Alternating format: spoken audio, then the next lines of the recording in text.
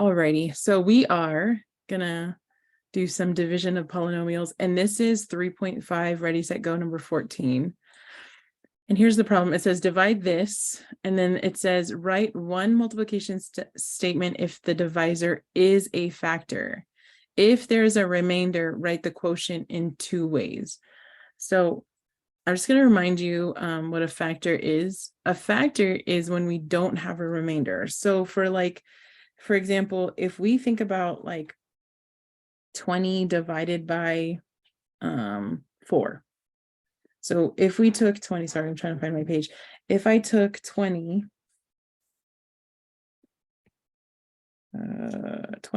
and divided it by 4, I get 5, right?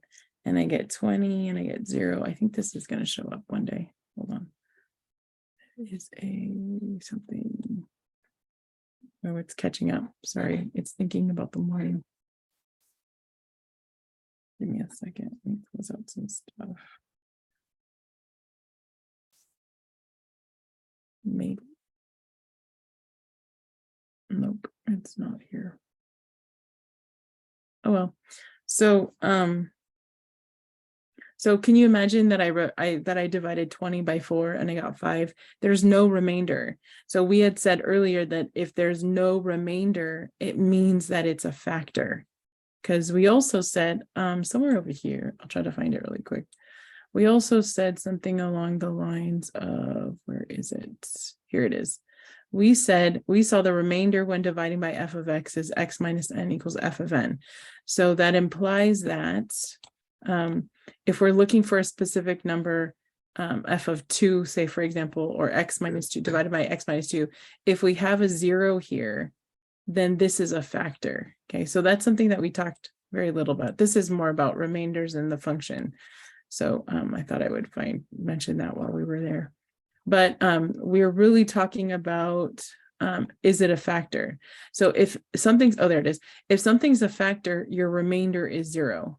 If something is a factor, then when you divide, the remainders is 0. So I'm going to divide this out. And then I'm going to see if there's a remainder. If there's no remainder, then it's a factor. Okay, so let me copy that. And Ms. Johnson, she's going to copy very carefully.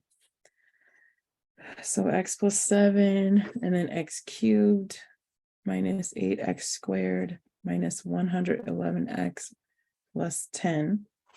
So my inkling is that it's not a factor. Okay, and I'll just tell you right now, because I'm going to multiply 7 by something, and then eventually it's going to end up with 10, right? And I can't think of an integer that when I multiply it by 7, it'll get me 10. So that's what I'm looking at already. I already kind of am guessing that it's not a factor, right? So then I'm going to write the quotient in two ways. So I'm going to do that really quick. So again, whenever we're doing this, we ask ourselves the question, x, how many x's go into x cubed, or x cubed divided by x is x squared, or x times what gives me x cubed. So all of those would get you x squared. So it just depends on how you think about it. I really like x times what gives me x cubed, because I'm like playing kind of like who's missing still. And then I multiply. So then x squared, and I'm going to distribute it here. So that would be x cubed. X squared times 7 is 7x squared. And then I'm going to subtract. But then for me, that means adding everybody's opposite, right? So there's me subtracting, and then I add everybody's opposite. So these really go away, which tells me I did it right. And then here, I'm going to go with negative 15x squared minus 111x plus 10. And then I'm going to repeat those steps. So x times what gives me negative 15x squared. So I'm going to write minus 15x, and then I'm going to distribute, boom. So what is that? Negative 15x squared, 15 times 7. Let's see, that's 7 times 10 is 70, plus 7 times 5 is 35. So that's 105, and that's negative 105x. Right, and then I'm going to subtract, but then subtracting for me really means adding everybody's opposite. Okay, so these two really do make a 0, so that means I did it right here. And then I add these two and I get negative 6x plus 10. And I say to myself, x times what gives me negative 6x? And I get minus 6. Could I distribute again? What is this? Okay, so negative 6 times x is, negative 6x. And negative 6 times 7 is negative 42. And then I'm going to subtract. But for me, that really just means adding everybody's opposite. So those two really do make a 0. So it means I did it right. And then I have this remainder of 52. Okay. So number one, I divided. I divided it. This is all of my work. So they want me to write it. But down here, they want me to write it in the quotient in 2 different ways. Okay, and that has to do with the multiplication statements over there. So I'm going to show you what they're actually asking me to do. So first of all, let's answer the, oops, I messed up. First, they wanted us to divide. This is you dividing. And then if they wanted you to give an answer, it would be something along the lines of x squared minus 15x minus 6 remainder 52. Okay. Or you could write it as a numerator denominator, whichever one you want to do. Okay. And then then it says if there's a remainder, write the quotient in 2 different ways. Write the quotient. The quotient. Oh, no, that doesn't make sense. So the quotient is the answer when you divide. And I think they actually meant for you to write 2 multiplication statements. So I'm going to write the answer up here in 2 different ways, and I'm going to write the multiplication statements right below. So your other way of writing the answer would be the same. So x squared minus 15x minus 6 plus, I take my remainder and I make that my numerator. So that's why the 52 goes on top. And if you think about our denominator is just x plus 7. So here's my 2 ways to write my quotients, right? But I think they actually meant write 2 multiplication statements to represent this dividend, the dividend. So it would look kind of the same as this, except for you would multiply. So they're basically asking write 20 over again, and you would write, oh, it's 4 times 5, right? So the first way, actually, let me show you like something separate really quick. So let's say I said 23 divided by 4, and you're like, oh, that's 5, and then remainder, 3. Your remainder would be 3.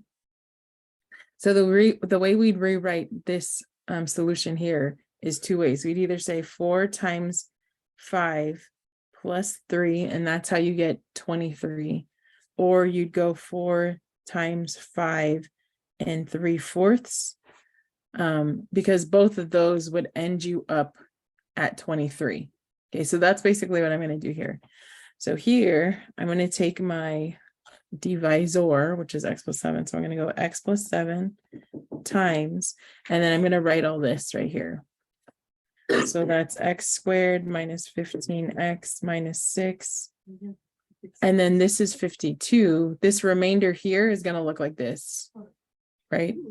So I'm going to add it to the whole thing like this. So I'm going to multiply these 2 things and then add it to 52. So can you imagine, like, if I was trying to check my answer, I'd use this, right? I'd use the box on this, and then I'd add 52 at the end. Okay. And then the next way I'd write it, so here's my other way of writing it. Use a different color just so it stands out. The other way of writing it is it's going to look exactly the same in the beginning. So x plus 7 parentheses x squared minus 15x minus 6 plus 52 over x plus 7. Except for now, I just include this guy over here, right? So this looks exactly the same. X plus 7, x squared minus 15x minus 6, x squared minus 15x minus 6. but then I include this guy inside your parentheses, right? See how he's 3/4 is actually being multiplied by 4 as well. If you want to think about it, it looks almost like a distributive property, right? Because it's parentheses and then this whole thing is being multiplied by 4, as opposed to here, it's just this guy. Okay. I do want to take the second to check my answer because, that's one of the things that I say all the time is make sure you check your answer. So how would you check this answer? I'm just going to move this up a little bit. So I'm going to check my answer by multiplying these two and then adding 52. I'm not going to check my answer over here because I wouldn't use this way to check. I'd use this way to check. So really quick, just so that you guys can all see how to check your answer and make sure that you're right. I like being right. So here's this. So this is x plus 7, and this is x squared minus 15x minus 6. And then eventually I'm going to add 52. So I'm just going to add that at the outside just so that I remember, okay, why isn't my answer matching? Oh, that's right, because I need to add 52. So let me let this guy catch up. There it goes. And then, so again, I'm going to add 52 at the end. This is just me reminding myself to do it. So x times x squared is x cubed. X times negative 15 is negative 15x. X times negative 6 is negative 6x. X squared times 7 is 7x squared. 7 times 15. So again, 7 times 10 is 70 times 7 times 5 is 35. So altogether that makes a negative 105x. And you're like, Miss Johnson, this feels familiar. I know, right? 7 times negative 6 is negative 42. And some of you are like, Miss Johnson, I feel like we did parts of this all in here, and you should, right? Because that's exactly what we're doing. We're multiplying 7 times negative 6 and we got 42. So here's our 42, right? We multiplied 7 times 15x, right? So all of this exists somewhere in here because that's what we're doing. We're checking our answers. I'm just kind of waiting for this to catch up to me.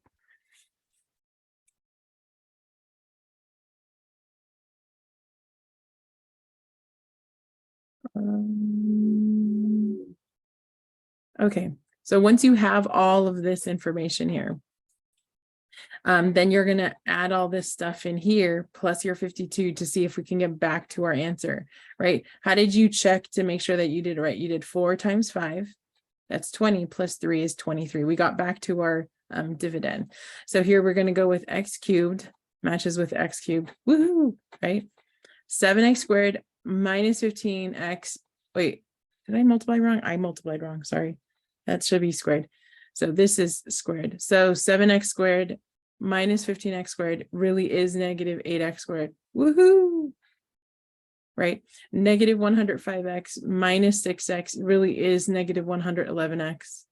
Negative 42 is not 10, but negative 42 plus 52 is 10. So therefore, I am very excited because guess what? I did my work and I checked my answers and I know that I'm right. Very good. Have a great day.